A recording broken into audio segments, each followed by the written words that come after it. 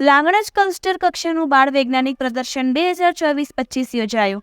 તારીખ 4/9/2024ના રોજ લાંગણજ ક્લસ્ટર કક્ષાનું બાળ વૈજ્ઞાનિક પ્રદર્શન 2024-25 સાલડી પ્રાથમિક શાળામાં યોજાયું.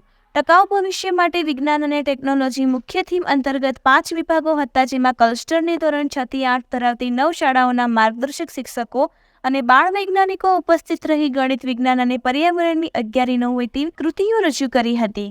શ્રી વી.કે. પટેલ સાર્વજનિક વિદ્યાલય સાલડીના ગણિત વિજ્ઞાનના શિક્ષક શ્રી શૈલેષભાઈ કે. પટેલ અને શ્રી ગણપતભાઈ એસ. રાઠોડે નિર્ણાયક તરીકેની ઉત્કૃષ્ટ ભૂમિકા નિભાવી હતી.